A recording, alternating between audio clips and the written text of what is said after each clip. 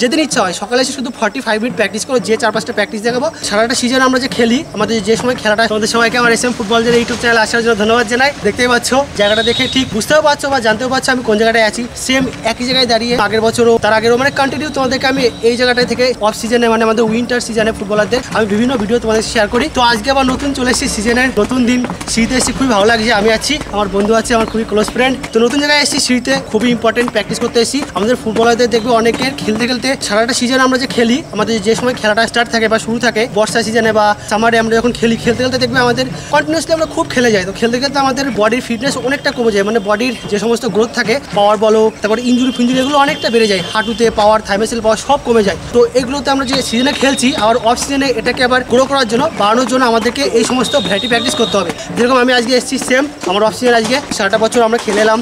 এর আগের বছর তোমাদের আমি এই জায়গা থেকে ভিডিও দিয়েছি। তো এবার আবার নতুন চলে এসেছি এই জায়গাতে, সিঁড়িতে। ভেরি ইম্পর্টেন্ট কতগুলো প্র্যাকটিস আমি আবার দেখাবো তোমাদেরকে, অবশ্যই নিজেকে গ্রো করার জন্য, পায়ে, থাই মাসেলে, নিতে, ইঞ্জুরি রিকভারি করার জন্য, বডিতে ফুল স্ট্রেংথ নিয়ে আসার জন্য।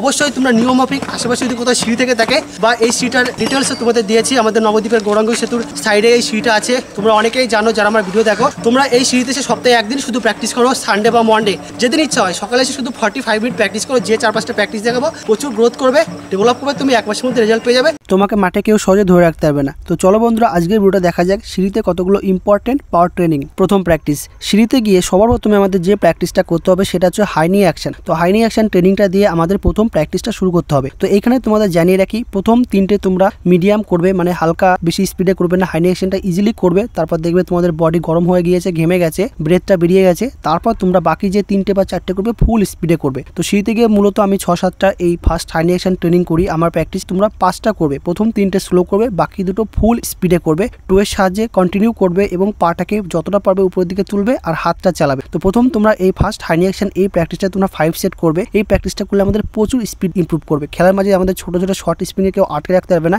এবং তুমি কুইক স্পিডে বল নিয়ে ছুটতে পারবে, তোমার প্রচুর ডেভেলপ করবে।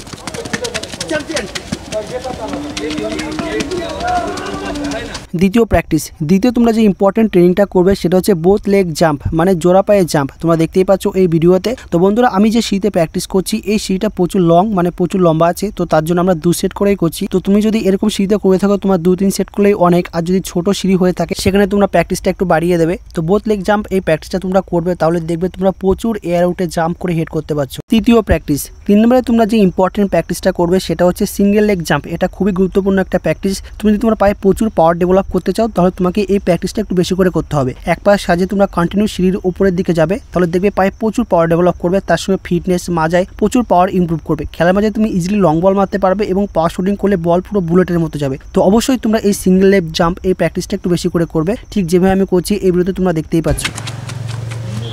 চতুর্থ প্র্যাকটিস, 4 নম্বরে তোমাদের যে গুরুত্বপূর্ণ প্র্যাকটিসটা দেখাচ্ছি আমি সেটা হচ্ছে বোথ লেগ জাম্প।